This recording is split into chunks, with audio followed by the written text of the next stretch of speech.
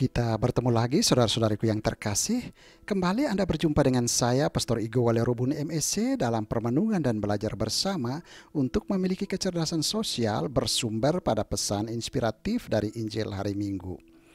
Minggu 11 Oktober 2020, Minggu biasa ke-28.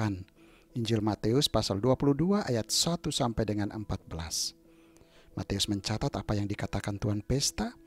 Sebab itu pergilah ke persimpangan-persimpangan jalan dan undanglah setiap orang yang kamu jumpai di sana ke perjamuan nikah ini. Sama seperti minggu-minggu sebelumnya, pertanyaan pokoknya adalah pesan inspiratif apa yang dapat kita ambil dari Injil hari ini sebagai bahan ajar kita untuk belajar memiliki kecerdasan sosial. Saya seperti biasa juga hanya mengangkat 3 butir pesan inspiratif saja. Bagi saya, pesan inspiratif pertama adalah tentang undangan. Kita semua pasti pernah memiliki pengalaman tentang undangan, entah diundang ataupun mengundang orang lain ke suatu acara tertentu. Saya hanya menggarisbawahi pengalaman kita. Kita semua tahu bahwa sebuah undangan adalah suatu permintaan, ajakan, panggilan, imbauan ataupun seruan yang ditujukan kepada seseorang ataupun sekelompok orang, entah resmi formal ataupun tidak resmi informal, entah tertulis maupun lisan, bahkan sekarang dapat melalui media digital. Fungsi undangan ini adalah suatu permintaan penuh harapan agar yang diundang memenuhi ajakan tersebut. Permintaan penuh harapan ini didasari pada suatu pengenalan, penghargaan, dan tentu relasi baik. Undangan adalah lambang perhatian dan penghargaan seseorang kepada orang lain. Namun, orang yang diundang tentu selalu memiliki kebebasan untuk menerima dan memenuhi undangan tersebut ataukah menolaknya. Sering yang terjadi ada orang yang hadir memenuhi undangan karena terpaksa, rasa tidak enak hati kepada yang mengundang kalau tidak datang. Karena itu daripada nanti dianggap tidak menghargai yang mengundang, maka agak terpaksa hadir saja. Juga menarik adalah sering di dalam sebuah surat undangan tertera pula syarat-syarat tertentu, misalnya berpakaian tertentu. Bahkan warna undangan juga memberi klasifikasi dan mengkategorikan orang yang diundang ke dalam kelompok tertentu seperti kelompok VIP, kelompok di ring 1, ataupun kelompok khusus dan kelompok umum dan lain-lain. Pembagian seperti ini tidak jarang memaksa orang untuk eksklusif dan perlu memperhatikan tata aturan tertentu seperti pakaian, penampilan, dan lain-lain. Yang ingin saya garis bawahi adalah jangan sampai sebuah undangan membebani dan membatasi ruang gerak dan kebebasan kita untuk berinteraksi. Tetapi di pihak lain, kalau kita sudah menyanggupi untuk menghadiri sebuah undangan, maka perhatikanlah kewajiban dan tanggung jawab sebagai orang yang diundang. Bacaan Injil hari ini bicara tentang berpakaian pesta. Artinya, ketika kita mengatakan ya untuk melakukan sesuatu, maka siapkanlah segala hal yang berkaitan dengan pelaksanaan sesuatu itu. Jangan mengatakan ya, tetapi tidak siap mengeksekusi ya kita itu. Maka mari belajar untuk selalu memperlengkapi diri dalam mengerjakan suatu panggilan ataupun undangan. Demikian kita belajar di sini untuk menghargai perhatian orang lain yang telah mengundang kita. Bila kita mengiyakan ajakannya, maka perlengkapilah diri supaya tidak mengecewakannya.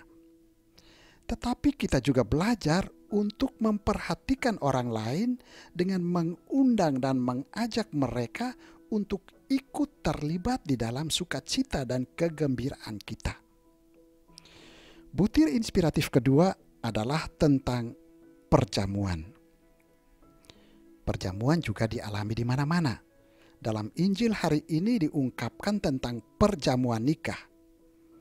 Perjamuan nikah ini juga bukan sesuatu yang asing. Bahkan biasanya dalam bulan-bulan yang 3 huruf akhirnya berbunyi ber, September sampai Desember, selalu penuh dengan acara pernikahan dan perjamuan nikah. Gedung-gedung, aula-aula, dan tempat-tempat resepsi nikah sudah harus dipesan jauh-jauh hari. Begitu juga dengan pengusaha catering, sudah penuh dengan pesanan-pesanan untuk perjamuan nikah. Mungkin sekarang ini karena COVID-19 agak sepi. Dan selalu dari tuan pesta ataupun yang punya hajatan merencanakan dan mengusahakan suatu perjamuan yang akan dikenang oleh para undangan. Mulai dari pemilihan tempat resepsi, catering, bentuk surat undangan, warna surat undangan, kata dan kalimat yang ada di dalam surat undangan, dan lain-lain. Dan tuan pesta ketika perjamuan berlangsung biasanya berkeliling dari tamu meja yang satu ke tamu meja yang lain atau berpindah-pindah untuk menyapa dan mendapatkan kesan dari para tamu, apakah makanannya enak dan memuaskan, apakah acaranya membahagiakan, dan lain-lain.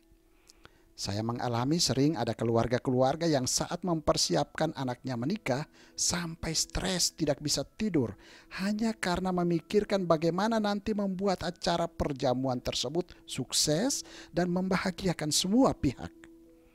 Karena ada juga yang berpikir kalau acara perjamuan itu jelek dan tidak berkesan, seolah-olah akan meninggalkan sebuah aib, paling tidak nama jelek bagi keluarga.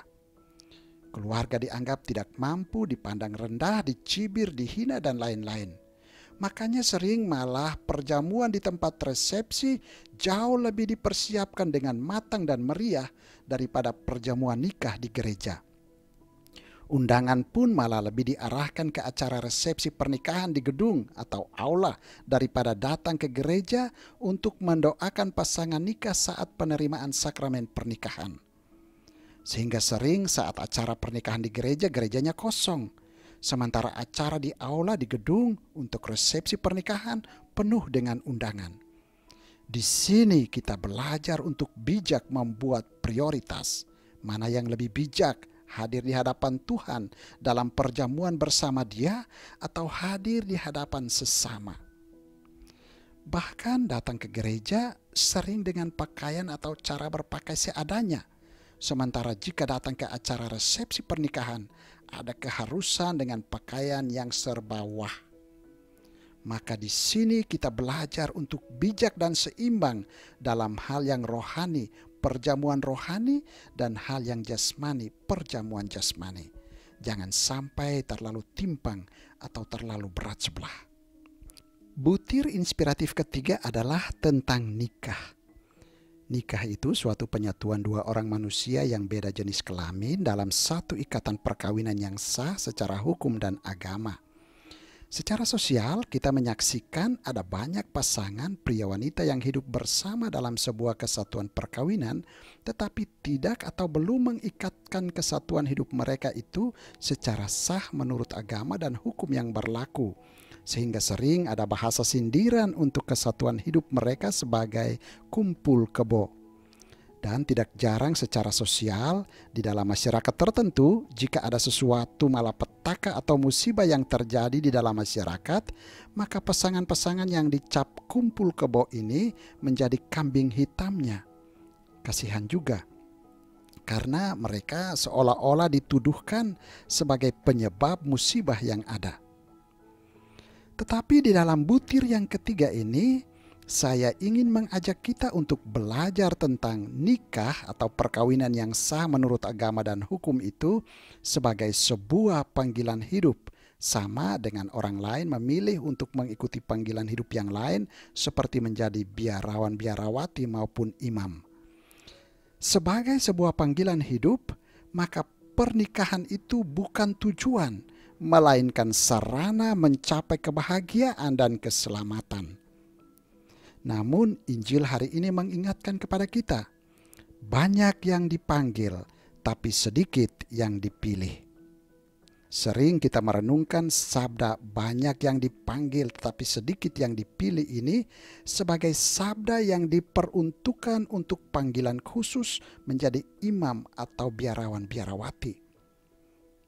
Namun menurut saya, sabda ini berlaku juga untuk kehidupan pernikahan sebagai sebuah panggilan hidup. Banyak orang dipanggil untuk memilih sarana pernikahan dan hidup berkeluarga. Tetapi dapat saja terjadi bahwa hanya sedikit keluarga yang akan terpilih untuk hidup bahagia. Karena seperti catatan saya sebelumnya dari pengalaman yang ada, menikahi orang yang dicintai itu mudah, tetapi mencintai orang yang dinikahi itu butuh pengorbanan. Maka kita belajar untuk memaknai panggilan hidup kita masing-masing, entah sebagai imam, biarawan-biarawati, maupun sebagai orang-orang yang hidup dalam ikatan pernikahan dengan menggunakan panggilan hidup kita itu untuk menjadi orang-orang pilihan. Tentu ini mengandaikan komitmen, kesetiaan, kerja keras untuk melakukan kebaikan-kebaikan, dan lain sebagainya. Maka pakailah jalan panggilan hidup kita masing-masing sebagai sarana untuk menjadi orang-orang pilihan yang bahagia dan selamat. Mari belajar untuk menghargai perhatian orang lain yang mengundang kita, tetapi juga belajar untuk memperhatikan orang lain dengan mengundang mereka terlibat di dalam kegembiraan dan kebahagiaan kita. Belajar membuat prioritas yang rohani atau yang jasmani lebih diprioritaskan, dan belajar memaknai panggilan hidup kita masing-masing sebagai sarana untuk dipilih menjadi bahagia dan selamat. Tuhan memberkati.